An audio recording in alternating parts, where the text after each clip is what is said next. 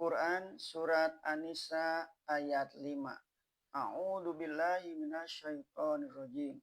Wala tu'tus sufaha'a amwalakum allati ja'alallahu lakum qiyaman warzuquhum fiha waqsuhum wa qulu lahum qawlan ma'rufa.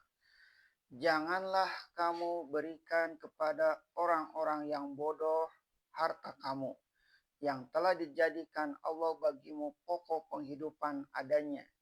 Berilah mereka makan padanya dan berilah mereka pakaian, serta katakanlah kepada mereka kata-kata yang baik.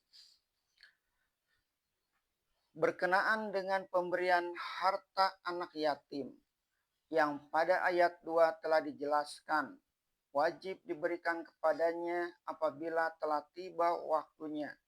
Tibalah ayat 5, yaitu bagaimana kalau anak yatim itu bodoh, pandir, tolol.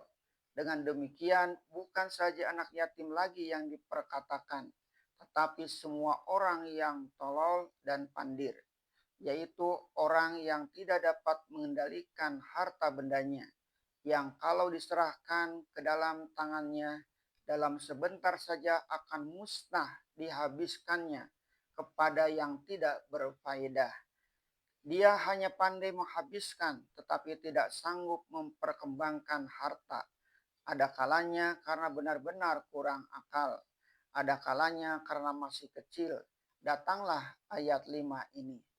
Janganlah kamu berikan kepada orang-orang yang bodoh harta kamu, yang telah dijadikan Allah bagimu pokok penghidupan padanya.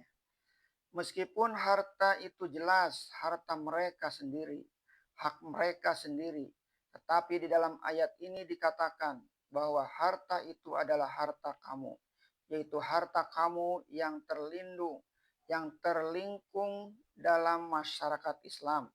Menjadi kewajibanlah menjaga agar harta itu jangan punah sesampai di tangan orang yang empunya, yang tidak pandai atau belum pandai mentadbirkannya. Padahal harta itu adalah pokok penghidupan. Kalau harta itu diserahkan kepada si pandir atau si pemboros, sehingga habis dan licin tandas, telantarlah hidupnya dan melaratlah dia. Bukankah dia menjadi beban lagi bagi masyarakat sekitarnya? Oleh sebab itu, harta itu tidak boleh diberikan kepadanya walaupun dia anak yatim.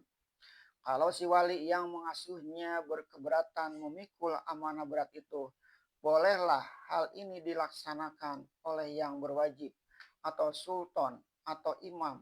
Artinya masyarakat sudah mesti campur tangan. Dalam negara inilah yang dahulu dinamai Wickham. Harta orang itu dipegang oleh negara, tetapi belanjanya selama hidup dibayar dengan harta itu juga. Di dalam ayat ini dijelaskan, berilah mereka makan padanya dan berilah mereka pakaian. Dengan ayat ini nyatalah si wali tadi berhak memperturun pernaikan harta itu, memperniagakannya, mengembangkannya, yang akan menyebabkan harta itu tidak habis. Dari sana mereka diberi rezeki makanan dan pakaian mereka dari hasil harta mereka sendiri. Serta katakanlah kepada mereka kata-kata yang baik. Kata-kata yang baik yaitu kata-kata terus terang bahwa harta itu adalah milik mereka. Si wali hanya memegang dan mentadbir. Tentu saja yang mentadbirkan harta itu berhak pula menerima ganti kerugian usahanya mentadbirkan harta itu, dan ini pun wajib dapat dipertanggungjawabkan. Kebodohan atau kepandiran ada yang hanya sementara, yaitu pertama selama anak belum balik dan belum dapat berdiri sendiri.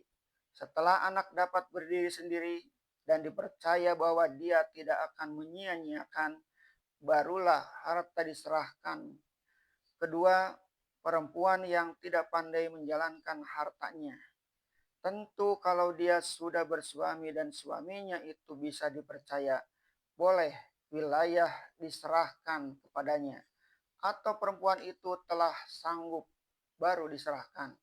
Namun ada juga orang baik laki-laki ataupun perempuan, kaya raya dan sangat pandir.